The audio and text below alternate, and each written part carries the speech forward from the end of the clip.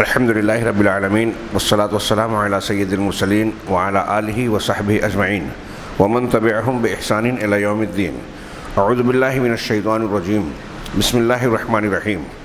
ومن لم يحکم بما انزل اللہ فاولئک هم الکافرون. محترم حاضرین، کل میں نے تذکرہ کیا تھا کہ شیخ نے سورۃ المائدہ کی آیات پر گفتگو کرتے ہوئے اس آیت پر بطور خاص تھوڑی وضاحت فرمائی ہے. چنانچہ عنوان قائم کیا گیا ہے تحکیم الشریعہ و بیان المعنی الصحیح للحاکمیہ. شریعت کو حکم بنانا، یعنی ہمارے درمیان جو معاملات ہوتے ہیں اس میں فیصلہ کرنے کے لیے شریعت کے تفصیلات اور تعلیمات کو اختیار کرنا، اس کو نافذ کرنا، اور حاکمیت کا صحیح معنی. قرآن و حدیث میں جو کہا گیا ہے ان الحکم الا للہ، کہ حکم، فیصلہ، احکام صرف اللہ کا ہی چلے گا، تو اس کا صحیح معنی کیا ہے؟ شیخ کہتے ہیں کہ اس صورت میں اللہ تبارک و تعالیٰ نے یہ ذکر کیا وَمَن لَّمْ يَحْكُم بِمَا أَنزَلَ اللَّهُ فَأُولَئِكَ هُمُ الْكَافِرُونَ، کہ جو شخص اللہ کے نازل کیے ہوئے حکم کے مطابق فیصلہ نہ کرے، جو اللہ نے شریعت، تعلیم، احکامات نازل کیے ہیں وحی الہی کے، اس وحی الہی سے کے مطابق اگر فیصلہ نہ کرے تو فَأُولَئِكَ هُمُ الْكَافِرُونَ، یہی لوگ کافر ہیں. قرآن مجید اور سنت رسول صلی اللہ علیہ وسلم کے مطابق فیصلہ نہ کرے تو کافر ہو جائے گا آدمی. اسی طرح اسی صورت میں آگے کہا اللہ نے کہ یہی لوگ جو اللہ کے حکم کے مطابق فیصلہ نہ کریں یہی لوگ ظالم ہیں. اسی صورت میں 2-3 آیتوں کے بعد پھر یہ کہا کہ جو اللہ کے حکم کے مطابق نازل کردہ شریعت کے مطابق فیصلہ نہ کرے یہی لوگ فاسق ہیں. ان کو ظالم بھی کہا گیا، فاسق بھی کہا گیا، اور کافر بھی کہا گیا. تو اللہ تبارک و تعالیٰ کے نازل شدہ فیصلے کے مطابق حکم نہ کرنا، نتیجہ نہ نکالنا، اسی کو بنیاد بنا کر آپ دیکھیں گے کہ ہمارے یہاں مولانا ابو الاعلیٰ مودودی صاحب نے جماعت اسلامی کی جو بنیاد رکھی، اس کی فکر سیاسی اسلام جو پیش کیا کہ حکومت میں اللہ تبارک و تعالیٰ کا قانون نافذ کرنا ہے. حکومت میں قائم ہو جائے، دنیا میں ہم نظام اسلامی قائم کریں، حدود شرعی نافذ کریں. اب اگر کوئی مزار پہ جا رہا ہے، کوئی دعا اور تعویذ گنڈا کر رہا ہے، اس میں شرک کر رہا ہے، یہاں وہ بحث نہیں کرتے. سیاسی قانون نافذ کرنا ہے اس آیت کی روشنی میں. اور اسی آیت کی روشنی میں، یہ صرف جماعت اسلامی کی بات نہیں، اخوان المسلمین اور وہ اس معاملے میں قریباً ہم فکر ہے. آپ کی فکر سے سید قطب متاثر ہوئے اور اتنی شدت اختیار کی کہ سارے مسلمانوں کو کافر قرار دیا. ان کی کتابیں موجود ہیں کہ آج سارے کے سارے عالم اسلام میں جو اذان بھی دے رہے ہیں، نماز بھی پڑھ، لیکن سب کافر ہو گئے. کسی نے پوچھا کہ ان کا گوشت ذبیحہ وہ کافر ہے تو ان کا ذبیحہ کھا سکتے کہ نہیں؟ کہا اہل کتاب کی طرح سمجھ کے کھا لو. کیوں؟ وہ یہ کہہ رہے ہیں کہ ہمارے یہاں جو دنیا کے حکومتیں ہیں، مسلمان ہیں، مسلمان حکمراں ہیں، یہ بما انزل اللہ، اللہ کی نازل شدہ شریعت سے ہٹ کر فیصلے کر رہے ہیں. قوانین ان کے یہاں دنیاوی طور سے ہیں، لہذا یہ کافر ہو گئے، اسلام سے خارج ہو گئے. اور جو یہ ہیں اب ساتھ ہی ساتھ ان کی مدد کرنے والے علماء ہیں وہ بھی خارج ہو گئے، ان کے ساتھ دینے والے وہ بھی خارج ہو گئے. مولانا ابو الاعلیٰ مودودی کی بہت مشہور بات تھی، وہ کہتے تھے، اور بھی جماعت اسلامی والے جو ہے بہت دنوں تک یہ کہتے رہے. غور کریں، یہ میں نام لے کے اس لیے کہتا ہوں کہ وہ غور کریں، اشارے کنائے میں وہ سمجھیں کہ ہم کو نہیں بولا گیا ہے. وہ کہتے رہے کہ ووٹ دینا شرک ہے. مولانا ابو الاعلیٰ مودودی صاحب کا یہ جملہ لے کے برسوں تک اس پر قائم رہے کہ جو ووٹ دیا شرک کرتا ہے. اب جماعت اسلامی نے سیاسی پارٹی بنا لی، ووٹ دینا کیا، وہ تو کینڈیڈیٹ کھڑا کر رہی ہے. اور ان کے جو نافرمان اولاد جس پر پابندی لگ گئی تھی، وہ کہا کہ جماعت اسلامی کے لوگ مرتد ہو گئی، وہ فتویٰ دیتے ہیں. وہ بھی ان کو اسی بنیاد پر، جس بنیاد پر جماعت اسلامی والے ایک لمبے عرصے تک کہا کہ کانگریس کا مسلمان، جنتا مسلمان، سیاسی پارٹی کا مسلمان کافر ہے، ووٹ دینے والا کافر ہے، مشرک ہے. اب وہی کام وہ کر رہے ہیں تو ان کے ہی بغل بچے جو ان کے جو پیدا کیے ہوئے لوگ تھے، ان کی فکر کے حامل، وہ ان کو کافر کہہ رہے ہیں، مرتد کہہ رہے ہیں. کیا تماشا ہے! یہ میں نے اس لیے شروع میں ہی ذکر کیا، آگے شیخ نے تھوڑا سا اشارہ کیا ہے کہ اس سے آپ یہ اندازہ لگا سکیں کہ یہ معاملہ کتنا سنگین ہے. اور قرآن کی اس آیت کو وہ لوگ بیس بناتے ہیں کہ جو لوگ اللہ کی نازل کی ہوئی شریعت کے مطابق فیصلہ نہیں کر رہے ہیں وہ کافر ہو گئے، فاسق ہو گئے اور ظالم ہو گئے۔ ہاں آگے اس تفصیل کو سامنے رکھیے جو میں نے بیان کی۔ ہاں اور اسی بنیاد پہ عالم اسلام میں ایک بہت بڑا طبقہ جوشیلے نوجوانوں کا تحریکیت اور اخوانیت جماعت اسلامی کے سے نسبت رکھتے ہوئے مختلف تنظیموں، ابھی پی ایف آئی والے بھی تھے، ہاں ان لوگوں کے یہاں یہ شدت پائی گئی کہ جس نے گناہ کیا اب وہ مرتد ہو گیا، کافر ہو گیا، اسے گولی مار دو۔ پی ایف آئی کے یہاں یہ اس طرح کی دینی فکر تھی کہ نہیں تھی یہ ایک الگ بحث ہے، لیکن جوش جذباتی اسی ڈھرے کا تھا۔ گولی مار دو، دھماکہ کر دو، تنظیمیں بنائی جا رہی ہیں، اور ان کی اس روش کی بنیاد پر عالم اسلام میں پوری دنیا میں یہود و نصارہ کو یہ موقع ملتا تھا، بلکہ ان کو یوز کیا جاتا ہے کہ دیکھو اسلام کی تعلیمات ان کو ایسا بناتی ہے، اسلام دہشت گردی کی تعلیم دیتا ہے، ہاں دھماکے کرواتا ہے، اسلام کی یہ تعلیم نہیں ہے لیکن یہ بدنام کرنے کا ذریعہ ان کو لانچ کیا جاتا ہے، ایسے نوجوانوں کو پکڑ کے استعمال کیا جاتا ہے، اسلام کو بھی بدنام کیا جائے، اسلام اور مسلمانوں کو بھی بدنام کیا جائے، پھر ان کو بھی جو ہے بعد میں قید و بند میں ڈال دیا جاتا ہے۔ ان کو ہوش نہیں آتا جب تک کہ مصیبت نہیں آتی، سب کچھ بگڑ جاتا، سمجھ ہی میں نہیں آتی بات۔ علماء سمجھائیں کہ اسلام کا اصلی منہج کیا ہے، طریقہ کیا ہے۔ آئیے اس تناظر میں دیکھیے کہ اس آیت کے معنی اور مفہوم کو سمجھنا آپ کے اور ہمارے لیے کتنا ضروری ہے۔ اگر نہیں سمجھیں گے تو لوگ دھوکہ دے کے اس سے بہکانے کی کوشش کرتے ہیں۔ چنانچہ کہتے ہیں کہ یہ ھذا امر خطیر، شیخ نے ان تینوں آیتوں کی طرف اشارہ کر کے کہ اللہ تعالیٰ نے اللہ کی نازل شدہ شریعت کے مطابق فیصلہ نہ کرنے والوں کو ظالم، فاسق اور کافر کہا۔ یہ بہت ہی نازک اور خطرناک معاملہ ہے کہ اللہ تعالیٰ کے حکم اور اس کے احکامات سے اعراض کیا جائے اور انسانوں اور جنوں کے اپنی فکر اور ان کے بنائے ہوئے دستور اور قانون کے مطابق فیصلے کیے جائیں۔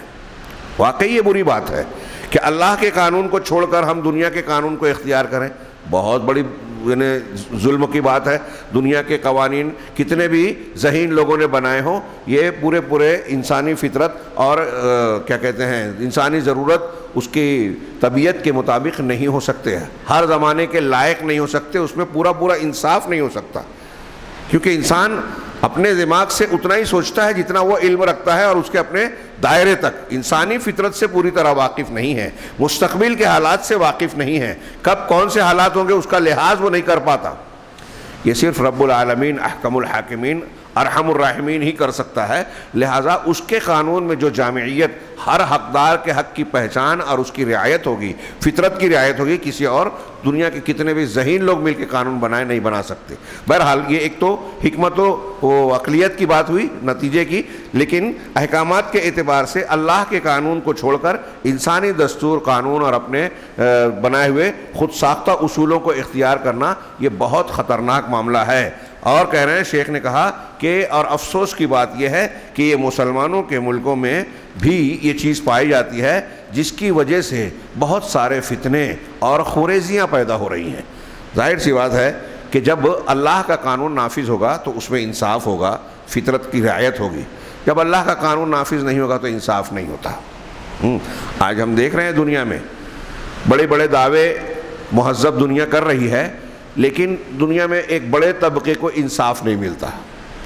ایک آدمی کو جب انصاف نہیں ملتا تو وہ انتقامی کارروائی کرتا ہے۔ کسی کے گھر میں قتل ہو گیا، اب قاتل پتہ ہے کون ہے لیکن اس کو بچا لیا جاتا ہے۔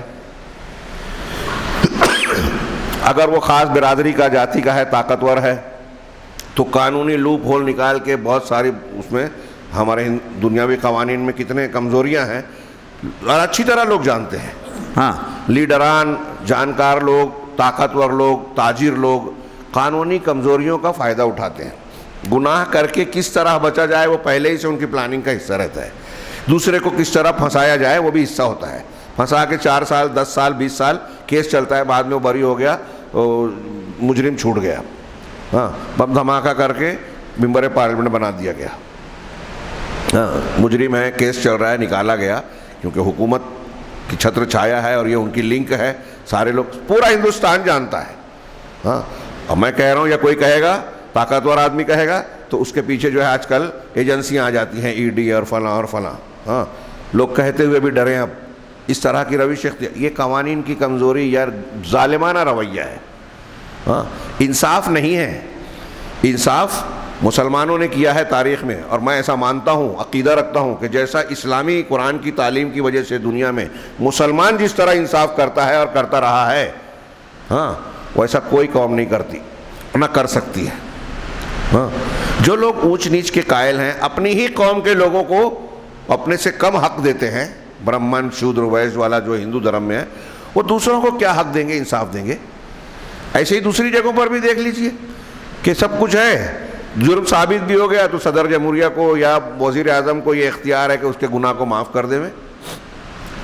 اور پھر قانون کاغذ میں الگ ہے اور عمل میں الگ ہے. اقوام متحدہ کے قوانین دیکھیے، کاغذ پہ کیا کیا ہے، حقوق انسانی اور حقوق جانور اور حیوان، لیکن مسلمان کٹ رہے ہیں، مر رہے ہیں، ان کے ہاں کتنے جو رینگتے ہیں ان کے بال پر، پیٹھ پر. ہاں شام میں، مصر میں جب مسلمان مرتا رہتا ہے تو ان کے صرف بیانات آتے ہیں. فلسطین 60 سال 70 سال سے زیادہ سے جو ہے خون ہے، لیکن اس کو روکنے میں اقوام متحدہ صرف ڈھکوسلے اختیار کرتا ہے.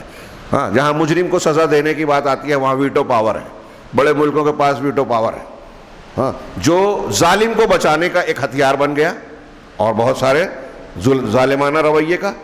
اس طریقے سے میں نے کچھ مثالیں دی ہیں، آپ الگ الگ پہلوؤں سے غور کریں تو یہ نظر آتا ہے کہ انسانی قوانین انصاف نہیں کر پاتے، اور انسانی قوانین میں ظلم ہوتا ہے.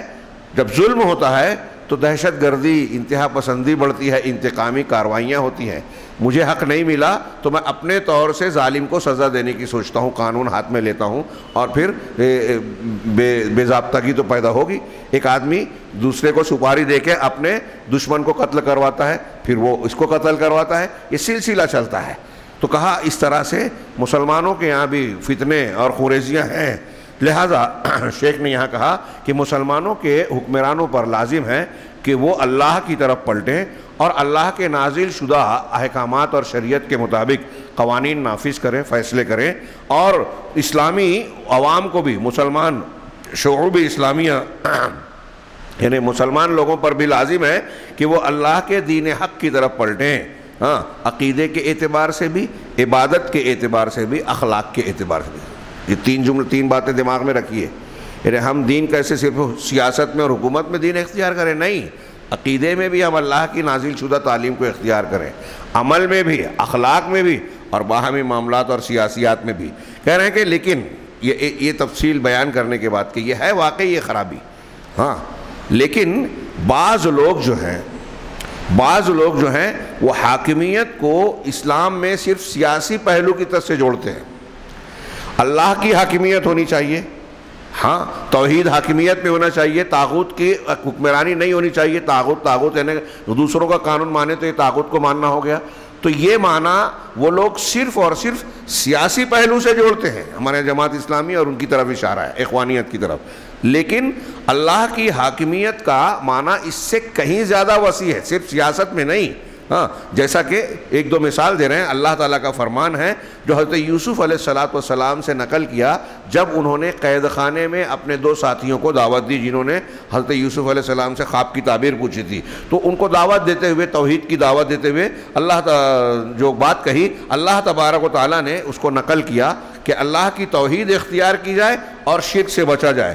چنانچہ حضرت یوسف علیہ السلام نے اپنے بیان کے بیچ میں ایک جملہ کہا، ان الحکم الا للہ امرا اللہ تعبدوا الا ایاہ. حکم، فیصلہ صرف اللہ کا حق ہے، اختیار اللہ کو ہے کہ وہ فیصلہ کرے. الا لہ الخلق والامر، کائنات اللہ نے پیدا کی ہے تو حکم بھی اسی کا چلے گا. تو کہا کہ حکم صرف اسی کا، اللہ کا ہے. لیکن اور آگے کیا کہا؟ ہمارا، اس نے یہ حکم دیا ہے، اس کا یہ فیصلہ ہے کہ تم اللہ کے سوا، اس کے سوا کسی اور کی عبادت نہ کرو. اس کا مطلب یہ ہوا کہ حاکمیت میں یہ بھی شامل ہے کہ ہماری عبادت، ہمارا سجدہ، ہماری رکوع، ہمارا خشوع خضوع، ہمارا قیام جو نماز میں ہوتا ہے، ہاں ہماری تکبیرات، حج کے لیے جا کے جو عمل کرتے ہیں، طواف کرنا، اللہ لبیک اور تلبیہ پکارنا، وہ حجر اسود کو بوسہ دینا اور اس کا چکر لگانا، یہ صرف اللہ کے لیے ہونا چاہیے. اگر کوئی مزار کا طواف کر رہا ہے، ہاں تو وہ شرک کر رہا ہے۔ اگر کوئی اللہ کے بجائے کسی اور کے لیے نام پر قربانی کر رہا ہے، کسی مزار پہ جا کے جانور ذبح کر رہا ہے، کسی غیر اللہ پیر بابا بزرگ نبی کے نام کی جو ہے نظر و نیاز کر رہا ہے، تو وہ شرک کر رہا ہے، جبکہ اللہ نے حکم دیا، فیصلہ صرف اسی کا، اور اللہ نے کہا ہے کہ عبادت صرف اسی کی جائے۔ اب یہ جو حاکمیت اور سیاسی پہلو کی بات کرتے ہیں وہ اس کو چھوڑتے بھی نہیں، کہتے ہیں اس میں مت پڑھو، اس میں اختلاف ہوگا۔ انبیاء کرام اسی اختلاف کو تو پہلے چھوڑتے تھے۔ انبیاء کرام نے سب سے پہلی دعوت توحید کی دی، شرک کا رد کیا، شرک سے کبھی سمجھوتا یا نرم پہلو اختیار نہیں کیا۔ اور آپ کہتے ہو کہ ہم کچھ نہ بولیں؟ کیا اللہ کے نبی صلی اللہ علیہ وسلم نے مکہ میں کھڑے ہو کر پہلے یہ کہا تھا کہ میں حکومت قائم کرنے والا ہوں؟ سیاسی اعتبار سے آپ کو قانون نہ کہا اللہ کے سوا لا الہ الا اللہ کہو فلاح پا جاؤ گے۔ کہا اسی طریقے سے ففی طلیعۃ احکام اللہ التزم العقیدہ، چنانچہ اللہ تبارک و تعالی حضرت یوسف نے کیا حکم دیا کہ حکم صرف اللہ کا ہے، اور اس کے سوا اس نے حکم دیا کہ اس کے سوا کسی کی عبادت تم نہ کرو۔ اس کے بعد شیخ کہہ رہے ہیں بہت غور سے کہ اللہ کے احکام کے بالکل آغاز میں، شروعات میں ضروری ہے کہ عقیدے اور توحید کو اختیار کیا جائے اور شرک سے دوری اختیار کیا جائے۔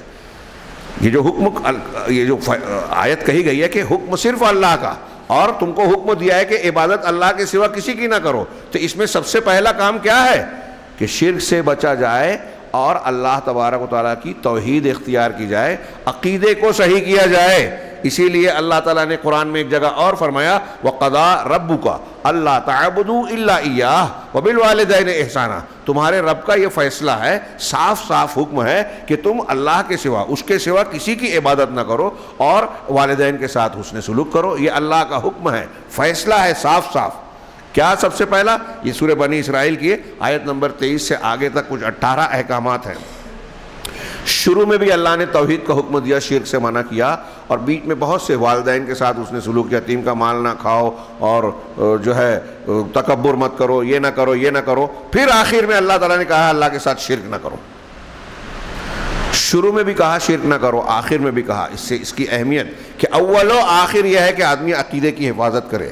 چنانچہ شیخ عبد الربی کہہ رہے ہیں چنانچہ ہر انسان فَقُلُ الْأُسُسُ وَالْأُصُولُ وَالْمَبَادِئُ وَالتَّشْرِيعَات، جتنے اصول ہیں، ضابطے ہیں، تشریعات اور احکامات ہیں، سب کے سب اللہ کی حاکمیت میں داخل ہیں ان آیتوں کی روشنی میں جو ابھی ہم نے پڑھی، اور ایسی قرآن کی آیات اور احادیث بہت سی ہیں۔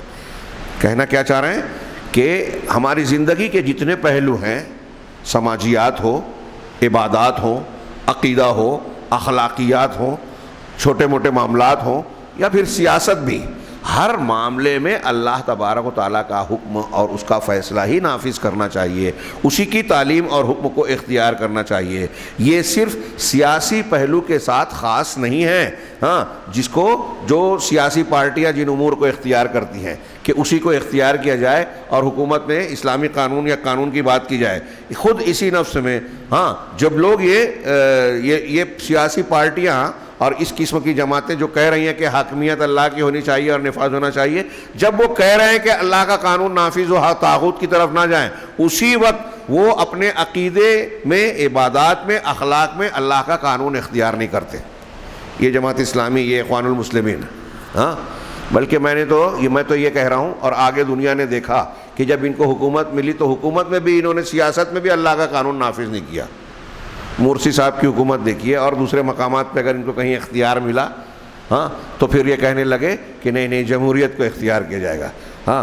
یوسف القرضاوی صاحب نے کہا کہ آزادی ہمارے نزدیک شریعت کو نافذ کرنے سے زیادہ اہم ہے۔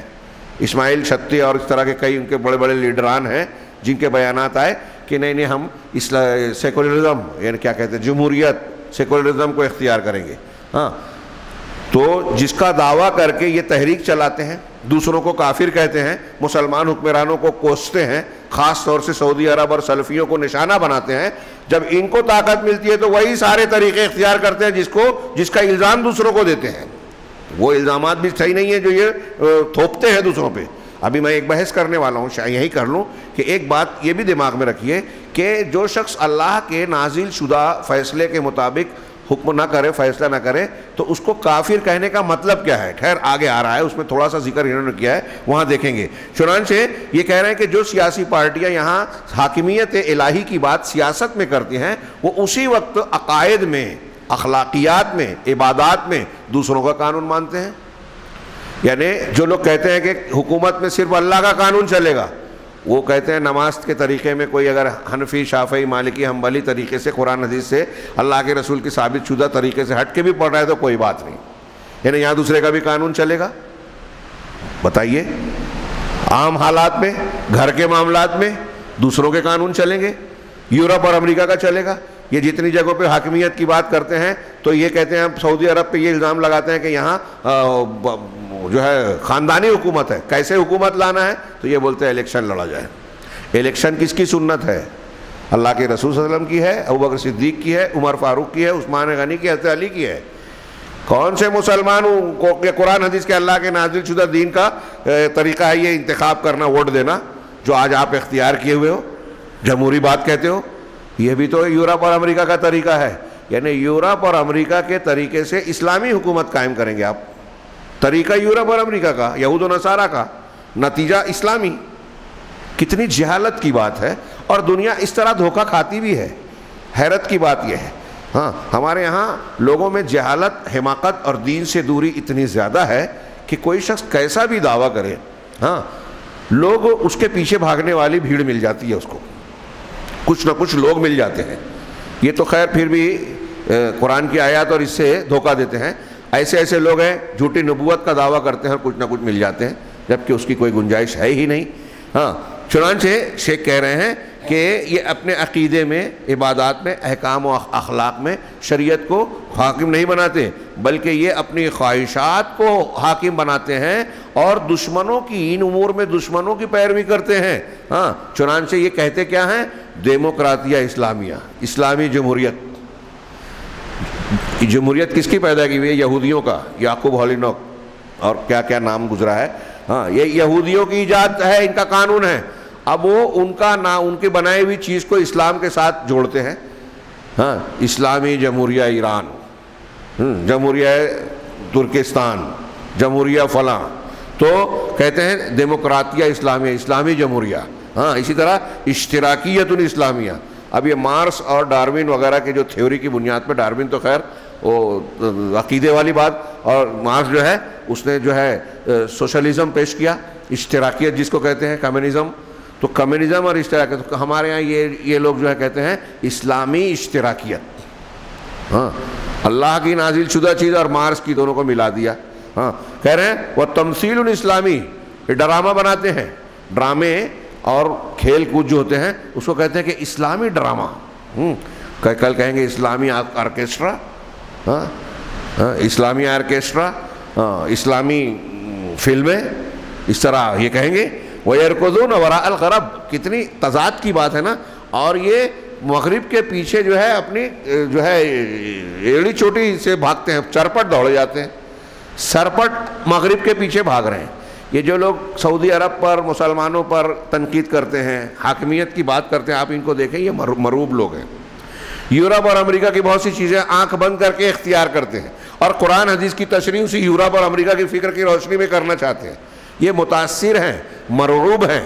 یہ صحابہ کرام اور سلف سے زیادہ یہ شیعوں اور اسلام دشمنوں سے متاثر ہیں۔ یہ روافظ کی ثناخوانی کرتے ہیں، یہ استعمال ہوتے ہیں یہود و نصارہ سے۔ ابھی داعش پیدا ہوئی تھی، ہیلری کلنٹن کا بیان تھا کہ ہم نے جو ہے امریکہ، اسرائیل اور برطانیہ نے مل کر جو ہے داعش بنائی ہے، اور اس میں ہماری مدد اخوان المسلمین نے کی ہے۔ دنیا اندھی بہری ہو گئی ہے، ان کو استعمال کیا جاتا ہے سلفیوں کے خلاف۔ دیکھیے سارے فساد، جوشیلی جذباتی باتیں وہ کرتے ہیں عالمی سطح پہ، لیکن الزام کس پہ ڈالا جاتا ہے؟ سلفیوں پہ، کیونکہ یورپ اور امریکہ والے بھی سلفیوں کو توڑنا چاہتے ہیں، اور جانتے ہیں کہ یہ جذباتی لوگ ہمارے اپنے آلے ہیں، جب چاہیں گے ان کو استعمال کریں گے۔ ہاں ہندوستان میں سیمی پر پابندی لگی، پولیس محکمہ، حکومت یہاں یہ کہتی ہے، سمجھتی ہے کہ یہ جماعت اہل حدیث کی سے کنیکٹڈ ہے، اور ان کے کچھ نوجوان کہتے بھی اپنے آپ کو اہل حدیث رفع نامین شروع کر دیا، کبھی اہل حدیث سے جڑے نہیں، منہج نہیں رہا۔ جماعت اسلامی سے اختلاف ہوا، ہٹے، اہل حدیث مسجد میں چلے گئے، آمین رفع دین کچھ بحث کر کے نوجوانوں نے شروع کر دیا، اپنے آپ کو اہل حدیث بولنے لگے. ان کی فکر، ان کا منہج اہل حدیث ہے ہی نہیں، اہل حدیث ماحول میں پیدا ہی نہیں ہوئے. وہ بس یہ دو چیزیں اختیار کر کے پولیس کو اور محکمہ والوں کو بولنے لگے. اور جماعت اسلامی نے پیدا کیا، یہ ہمارے یہاں بچہ بچہ جانتا ہے، لیکن حکومت کے جو خفیہ ایجنسی کے لوگ ہیں وہ بھی سمجھتے ہیں کہ یہ اہل حدیث سے تعلق رکھتے. حیرت کی بات ہے، کبھی جماعت اسلامی سے سوال نہیں کرتے کہ بھائی آپ کے یہاں ایسی فکر پیدا ہوتی ہے. میں ایسا مانتا ہوں کہ یہ ایک جانی بوجھی اور بہت گہری قسم کی سازش کا نتیجہ ہے. ہاں، وہ لوگ جانتے ہیں جنہوں نے ان کو لانچ کیا ہے، ان کو یوز کرتے ہیں کہ ان کو جینے دیا جائے تو اپنا کام چلتا رہے گا. جن کو شکار کرنا ہے سلفیوں کو یا ایسے لوگوں کو جو ہمارے لیے خطرہ محسوس ہوتے ہیں ان کی فکر کے حساب سے، تو ان کو کانٹے کے ذریعے سے استعمال کر کے اس مچھلی کو پھنسایا جائے گا. اب پی ایف آئی پر پابندی لگ گئی، اب ان کے فون نمبر میں آپ کو اگر پکڑنا ہے تو دیکھیں گے اس کا نمبر، فون نمبر ہے، اس کو تحقیق کے لیے اٹھا رہے ہیں. 5 سال تحقیق ہی ہوتی رہے گی. اب جیل میں کوئی کچھ بولے گا بھی نہیں. عجیب گورکھ دھندا ہے، اور اس کا موقع دیا ہے اس غلط فکر نے. ہاں، بہت موقع فراہم کیا ہے. تو شیخ کہہ رہے ہیں کہ ہم یہ دیکھتے ہیں کہ یہ لوگ ایک طرف اسلامی کیا بما انزل اللہ کے فیصلے کی بات کرتے ہیں، طاغوت کی مخالفت کی بات کرتے ہیں، سیاسی توحید کی بات کرتے ہیں، لیکن دوسری چیزوں میں اللہ کے حکم سے فیصلے نہیں کرتے. اور میں یہ کہہ رہا ہوں جیسا کہ شیخ بھی کہہ رہے ہیں کہ اسلامی سیاست میں بھی اسلام کے ساتھ پچر جوڑتے ہیں، ڈیموکریسی، جمہوریت کو، سوشلزم کو، ہاں، ڈرامے کو. جدید دور کے یہود و نصارہ جو اسلام کے دشمن ہیں ان کی چیزوں کو جو ہے جوڑتے ہیں اسلام سے، اور کہہ رہے ہیں فکلو. چنانچہ مسلمانوں کے ملکوں میں مغرب کی دنیا جو کچھ پھینکتی ہے، یہ لوگ آگے بڑھ کر سب سے آگے ہوتے ہیں اس کا استقبال کرنے اور اس کو اختیار کرنے کے لیے. ان بیماریوں کو، وہ بیماریاں جو دشمنوں نے پھینکی ہے یہود و نصارہ، مسلم ملکوں میں جو چیز پھینکتے ہیں یہ اس کو آگے بڑھ کے وہ اس کا استقبال کرتے ہیں. چنانچہ ضروری ہے، شیخ کہہ رہے ہیں اس سورہ مائدہ کی جو آیت ہم پڑھ اس کی روشنی میں ضروری ہے کہ ہم اللہ کو حاکم بنائیں، اللہ کے احکامات کو قبول کریں، اپنے عقیدوں میں بھی، اپنی عبادت میں بھی، اور اپنی زندگی کے تمام معاملات میں اللہ کے قانون کو حکم بنائیں. اور اسی طریقے سے سیاسی پہلو میں بھی واجب ہے کہ اللہ تبارک و تعالیٰ کے لیے ہی سارا اختیار، حاکمیت ہم مانیں. یعنی سیاست میں بھی، حکومت میں بھی اللہ کا قانون ہونا چاہیے. کسی حاکم کے لیے جائز نہیں ہے کہ اللہ تعالیٰ کے احکام کے سے ہٹ کے وہ کسی اور چیز کے مطابق فیصلہ کرے، الا یہ کہ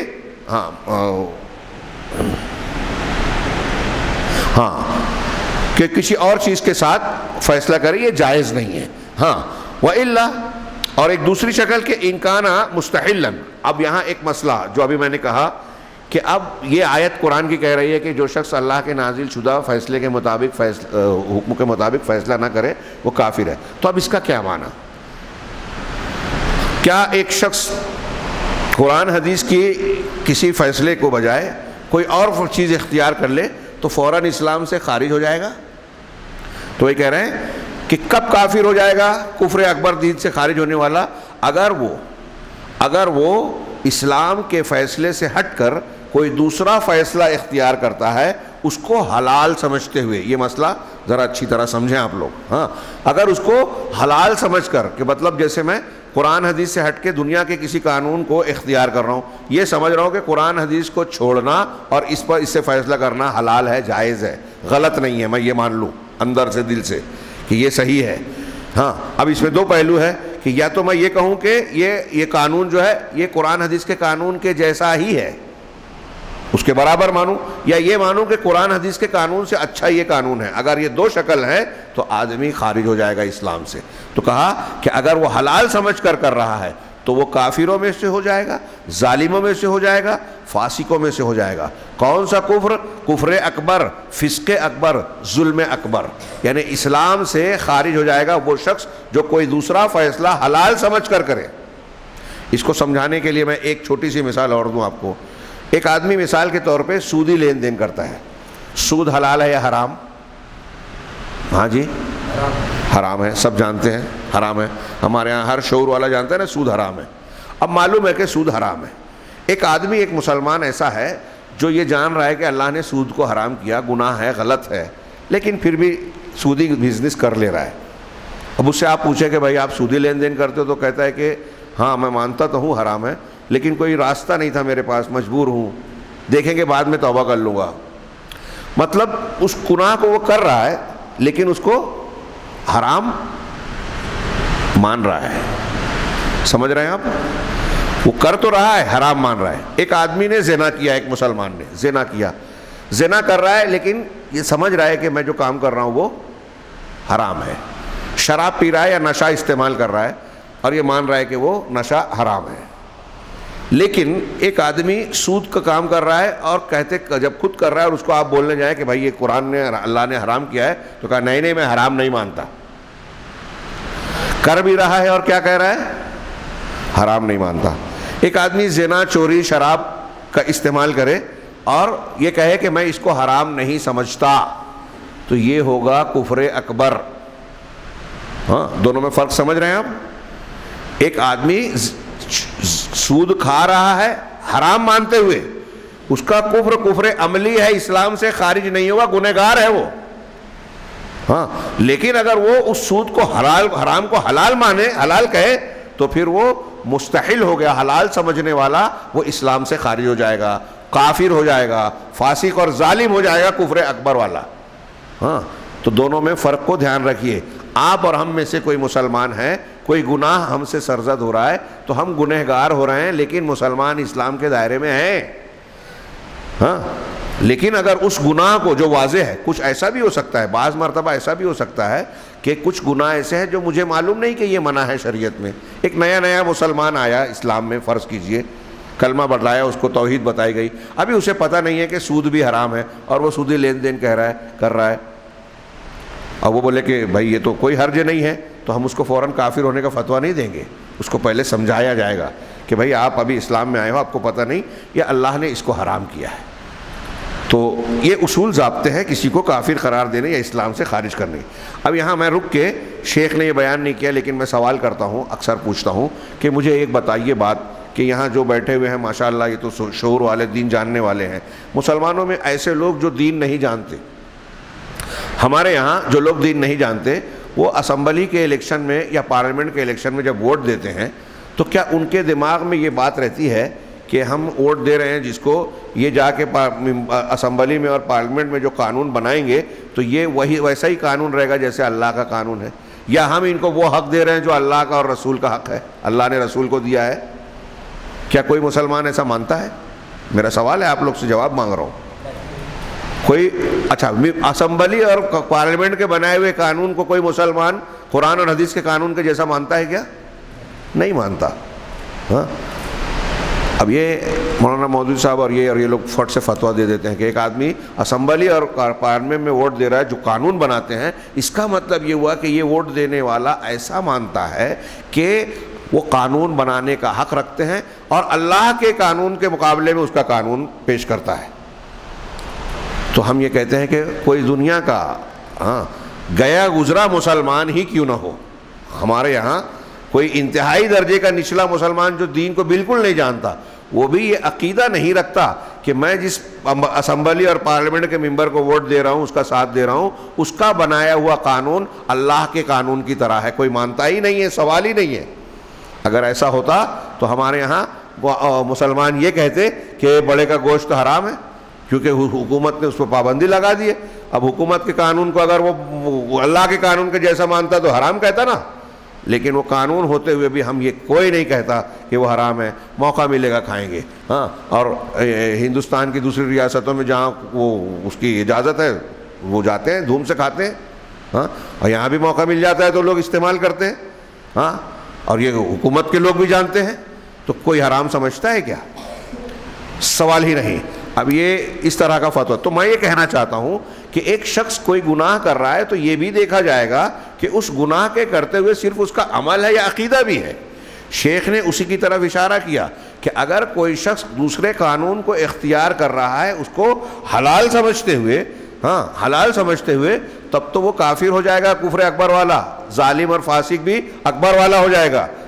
لیکن کہ وَإِن كَانَ يُؤْمِنُ بِشَرِيعَةِ اللَّهِ، لیکن اگر وہ ایسا مسلمان ہے جو اللہ کی شریعت پر ایمان رکھتا ہے اور اس کو یہ سمجھتا ہے کہ شریعت ہی حق ہے، وَيَرَىٰ أَنَّهَا حَقٌّ، اور یہ جانتا ہے کہ اللہ کی شریعت ہی حق ہے، اور وَأَنَّهُ ظالم، اور وہ جو غلط دوسرے قانون کے مطابق فیصلہ کر رہا ہے وہ ظالم، اس کو فیصلہ کرنے کی وجہ سے ظالم ہے اور اللہ کی جانب سے سزا کا مستحق ہے، یہ جانتے ہوئے اگر گناہ کر رہا ہے فہذا کفر دون کفر، تو یہ کفر چھوٹے درجے کا ہے، بڑے درجے سے کم درجے کا کفر ہے، جیسا کہ حضرت ابن عباس اس امت کے حبر نے بیان کیا ہے۔ حضرت ابن عباس نے اس آیت کی تفصیل میں یہی کیا ہے وَمَن لَّمْ يَحْكُم بِمَا أَنزَلَ اللَّهُ فَأُولَٰئِكَ هُمُ الْكَافِرُونَ، کہ الکفر دون کفر، کہ یہ جو اللہ نے کہا ہے کہ جو لوگ ایسا کریں گے وہ کافر ہو جائیں گے، تو اس کا مطلب ہے کہ وہ کفر کم درجے کا کفر ہے۔ کفر کے درجات، جیسے ایمان کے درجات ہیں ویسے کفر کے درجات ہیں۔ اب جیسے ہم لوگ پڑھتے ہیں نا، اب اس کو سمجھانے کے لیے ایک اور مثال دے دوں، نفاق ہے، منافق ہونا۔ ایک منافق ہونا عقیدے کا ہے، عقیدے میں اگر آدمی منافق ہے، دل میں اندر نفاق رکھتا ہے تو وہ اسلام سے خارج ہے۔ عبداللہ بن ابی بن سلول والا ٹولہ، آج کے قادیانی اور بہت سارے رافضیوں کا ٹولہ جو بظاہر اپنے آپ کو مسلمان کہتے ہیں لیکن اندر سے اسلامیات کے بہت ساری چیزوں کے منکر ہیں، تو وہ نفاق ہے۔ یہ عقیدے میں اگر ہے تو اسلام سے خارج ہے، اگر عمل میں ہے عقیدے میں نہیں ہے تو اس کو منافق کہیں گے، عملی منافق۔ اللہ کے نبی صلی اللہ علیہ وسلم کی ایک حدیث ہے کہ 4 خصلتیں جس شخص کے اندر ہوں وہ خالص یعنی پکا منافق، اور ان میں سے کوئی ایک اگر خصلت ہے تو منافقت کی علامتوں میں سے ایک علامت ہے۔ اب ان میں سے یہ ہے کہ اذا حدث کذب، کہ وہ بات کرے تو جھوٹ بولے، بات کرے تو جھوٹ بولے، یہ منافق کی ایک علامت ہے۔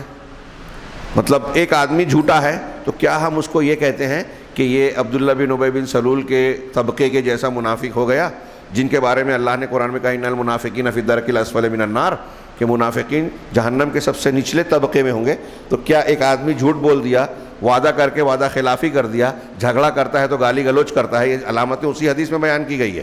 امانت دی جائے تو امانت میں خیانت کرے، ایک عمل اس میں سے یا 2-3 عمل کرے یا سب کرے، تو کیا ہم کہیں گے کہ وہ منافق ویسا ہو گیا؟ نہیں، ساری امت کہتی ہے، صحابہ کہتے ہیں، تابعین کہتے ہیں کہ یہ عملی نفاق ہے، یہ عمل کا نفاق ہے اور وہ عقیدے کا نفاق ہے۔ عمل کا نفاق کرنے سے اسلام سے خارج نہیں ہوگا آدمی، عقیدے کے نفاق سے خارج۔ ٹھیک اسی طریقے سے کچھ عمل کو اللہ نے قرآن و حدیث نے کفر کہا ہے، تو وہ کفر کا عمل کرنے سے وہ عملی کفر ہے، چھوٹے درجے کا کفر ہے، اس کفر کے کرنے کے باوجود آدمی اسلام سے خارج نہیں ہوتا۔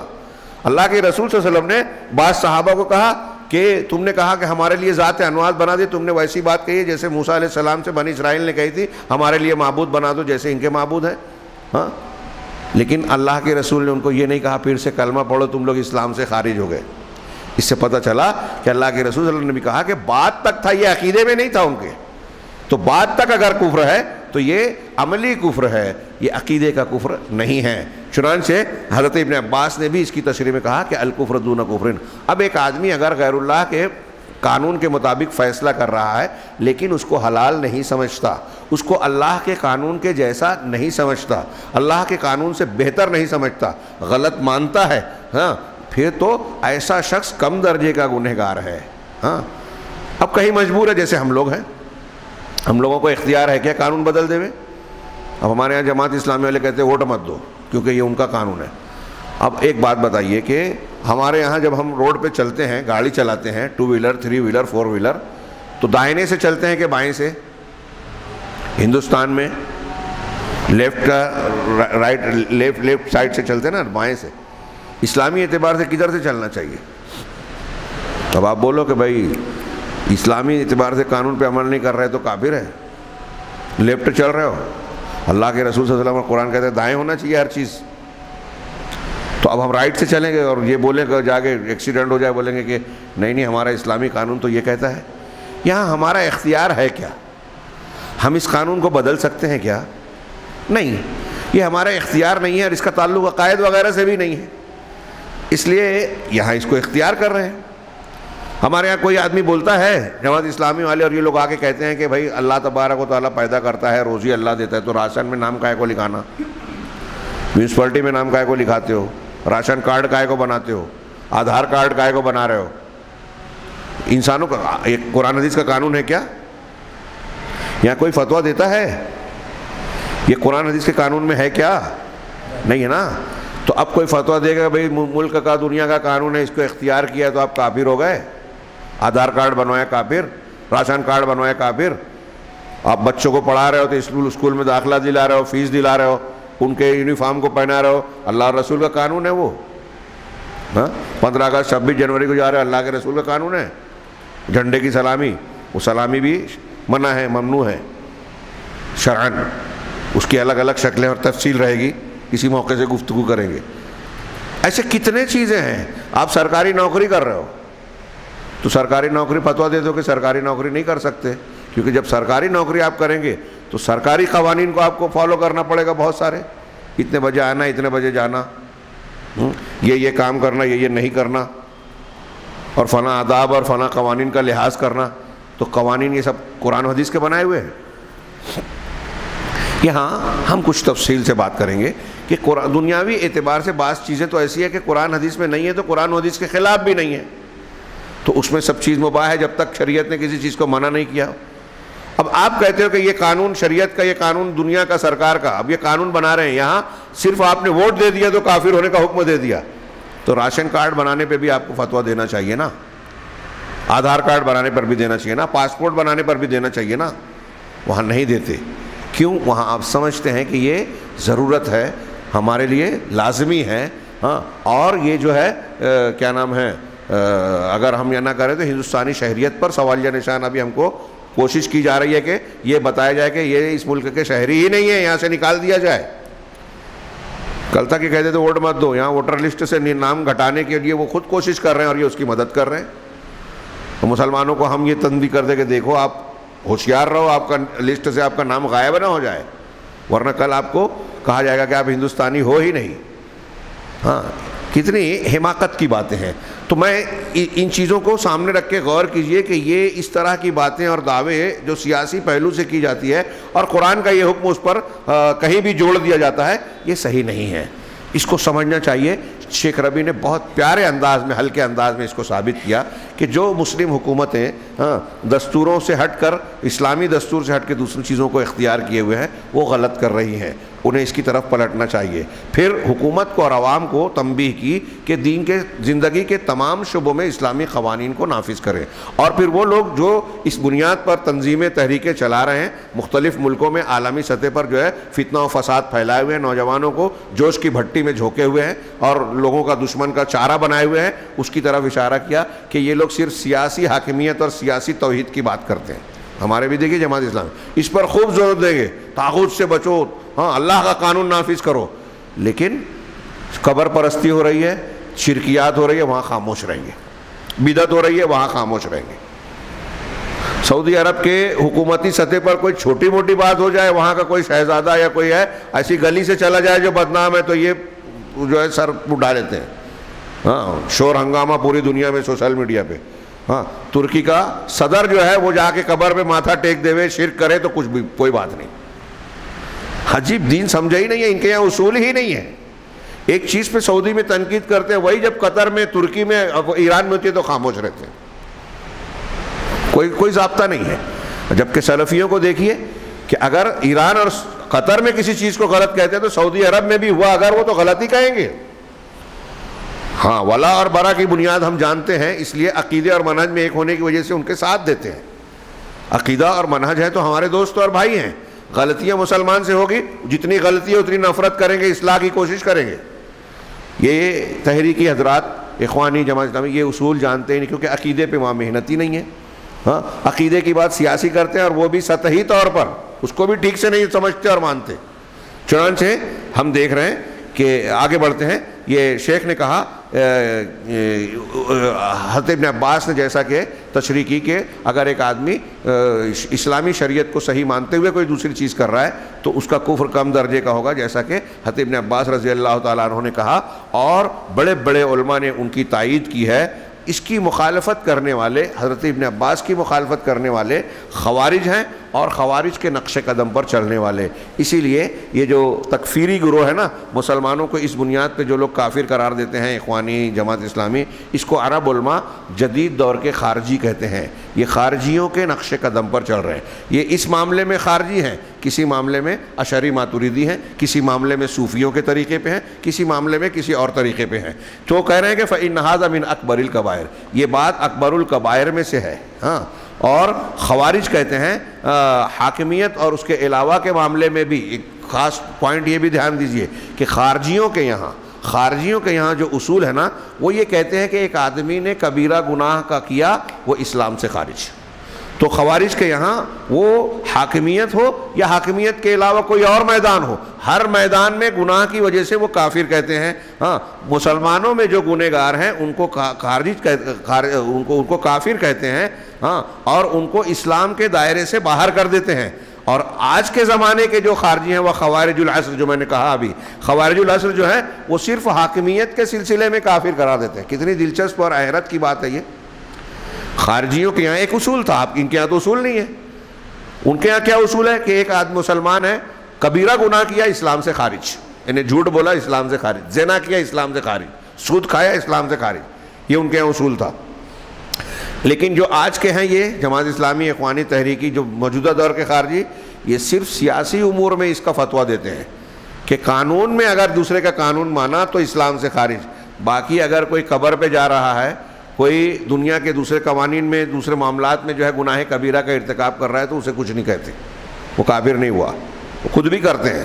ہاں، کہا لیکن یہ حاکمیت کے علاوہ کسی اور چیز میں کافر نہیں کرتے. فَالَّذِي يَدْعُو غَيْرَ اللَّهِ، چنانچہ جو شخص ان کے نزدیک اللہ کے علاوہ کو پکارتا ہے، یا شیخ عبد القادر جیلانی، یا رسول اللہ، اور اس طرح کے نعرے لگا رہا ہے، شرکیہ کام کر رہا ہے، کھلے طور سے مزاروں پہ اس پہ جا کے ماتھے ٹیکتا ہے، تصوف کا اختیار کر رہا ہے.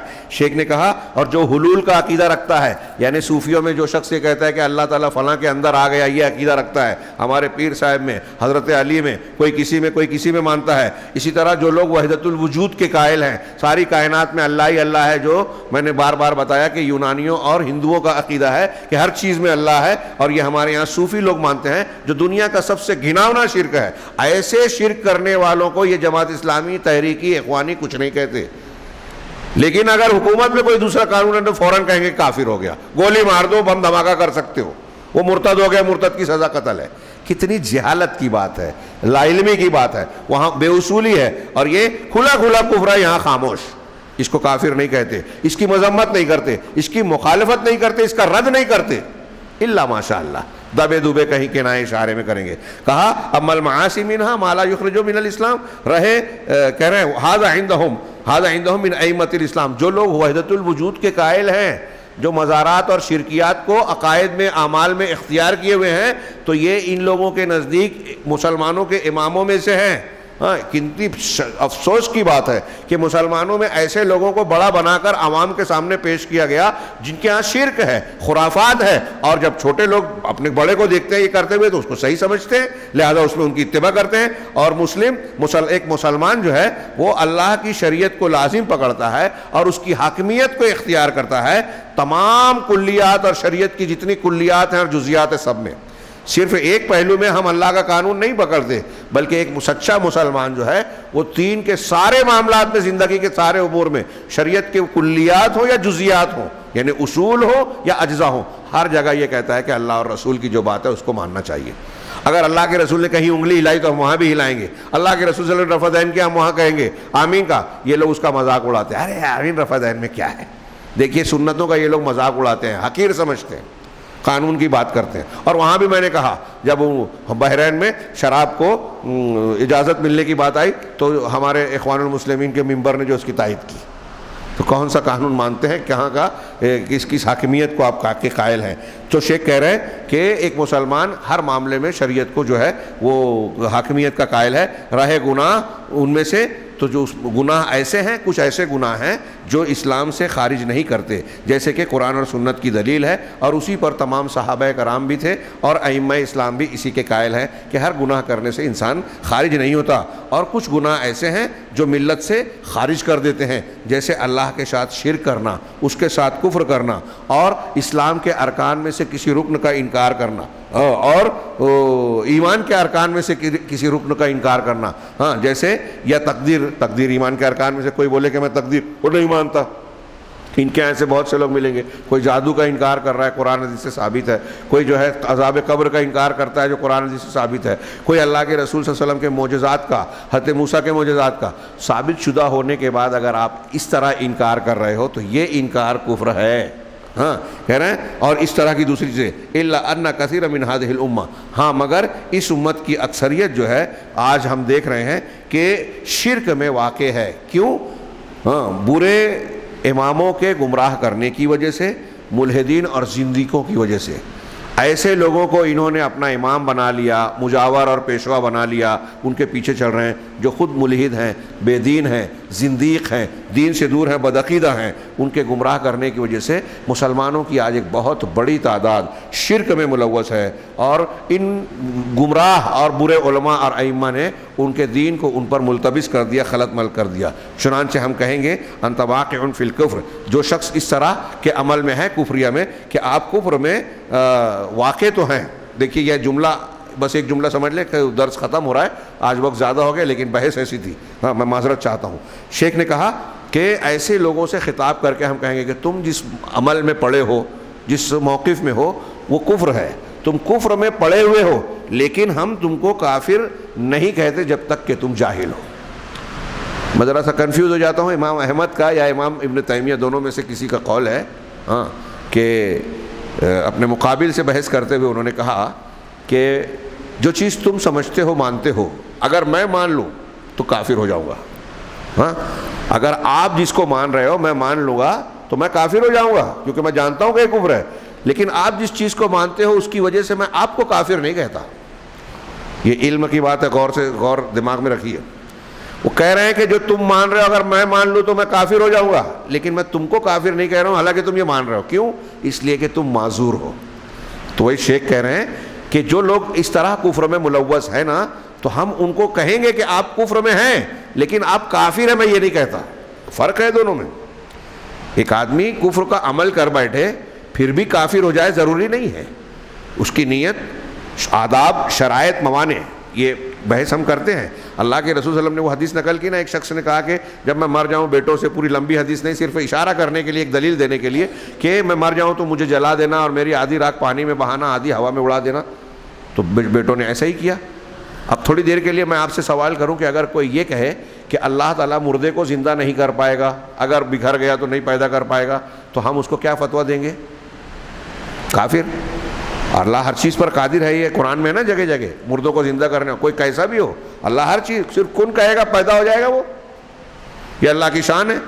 اب اس آدمی نے جب اپنے آپ کو جلوایا، راکھ کو بہایا، اڑایا، تو کیا مقصد تھا اس کا؟ وہ یہی سمجھ رہا تھا نا کہ ایسا کرنے کے بعد مجھ کو اللہ زندہ نہیں کر پائے گا تو میں بچ جاؤں گا، میں نے کبھی نیکی نہیں کی ہے، بیٹوں سے یہی کہا تھا، اس لیے میرے ساتھ ایسا کرنا۔ لیکن حدیث میں کیا ہے؟ اللہ تعالیٰ نے اس کو زندہ کیا اور پوچھا کہ تو نے ایسا کیوں کیا؟ تو اس نے بخاری کی روایت ہے، تو اس نے کہا من خشیتک، من مخافتک، تیرے ڈر کی وجہ سے پروردگار، اللہ نے اس کو معاف کر دیا۔ اس کی نیت کیا تھی؟ ظاہر میں ہم اس کو دیکھیں تو ہم فتویٰ دے دیں گے کہ دیکھو یہ تو ایسا سمجھ رہا ہے کہ اللہ اس کو زندہ نہیں کر پائے گا، کافر ہو گیا، لیکن اس کی وہ نیت نہیں تھی، اس پر اللہ کا ڈر اتنا غالب تھا کہ اس نے وہ چیز سوچی نہیں، بس ایک اپنے طور سے بچنے کی تدبیر کر لی، اور اللہ اس دل کی نیت کو، کیفیت کو جانتا ہے، تو ہم اس کو ظاہر میں وہ دکھ رہا ہے لیکن اس کو حقیقت میں وہ کافر نہیں ہوا۔ تو اسی لیے کہا کہ بعض مرتبہ ایک انسان کفر کا عمل کرتا ہے لیکن کافر نہیں ہوتا، کوئی وجہ ہو سکتی ہے، کوئی عذر ہو سکتا ہے، کوئی لا علمی ہو سکتی ہے، ایسے کئی وجہ ہو سکتی ہے کہ ایسا کر کے بھی وہ کافر نہیں ہوتا۔ تو شیخ نے کہا کہ ہم اس سے، جو لوگ ایسے کفریات کر رہے ہیں، ہم اس سے کہیں گے کہ تم جس عمل میں، عقیدے میں پڑے ہوئے ہو وہ کفر ہے، لیکن ہم تمہیں کافر نہیں کرتے جب تک کہ تم جاہل ہو۔ جب تک تم سمجھتے نہیں، جہالت میں پڑے ہو، تب تک ہم تمہیں کافر نہیں کہتے. وَنُقِيمُ، اور لیکن تمہارے سامنے ہم اس بات کی دلیلیں پیش کر سکتے ہیں، دلیلیں پیش کر رہے ہیں کہ یہ کفر ہے اللہ کی کتاب اور سنت رسول کے مطابق. قرآن اور حدیث سے دلیل دے رہے ہیں کہ یہ جو عمل آپ کر رہے ہیں یہ کفر ہے، اس سے آپ توبہ کر لو. ہاں، دعا کہہ رہے ہیں اللہ تعالیٰ کے علاوہ کو پکارنا. یہ شیخ نے کہا کہ جیسے ایک مثال دی کہ ہم کہیں کہ تم اللہ کے علاوہ کو جو پکار رہے ہو، دعا کر رہے ہو کہ اے فلاں ہماری حاجت پوری کر دو، ہمارا فائدہ پہنچا دو، تو یہ گمراہی ہے، کفر ہے اور شرک ہے. قرآن کہتا ہے وَمَنْ أَضَلُّ مِمَّنْ يَدْعُو مِن دُونِ اللَّهِ. اب یہ ایک دلیل کا اشارہ کر دیا کہ اس شخص سے بڑھ کر گمراہ کون ہوگا جو اللہ کے علاوہ کسی اور کو پکارتا ہے، جو قیامت تک اس کی پکار کا جواب نہیں دے سکتا، بلکہ سنتا ہی نہیں تو جواب کیا دے گا. اللہ تعالیٰ نے قرآن میں کہا فَصَلِّ لِرَبِّكَ وَانْحَرْ، اپنے رب کے لیے نماز پڑھو اور قربانی کرو. تو جس طرح نماز صرف اللہ کے لیے پڑھی جائے گی اس آیت کے مطابق، قربانی بھی صرف اللہ کے لیے کی جائے گی، جانور بھی صرف اللہ کے لیے ذبح ہوگا. اسی طرح اللہ نے فرمایا قُلْ إِنَّ صَلَاتِي وَنُسُكِي وَمَحْيَايَ وَمَمَاتِي لِلَّهِ رَبِّ الْعَالَمِينَ.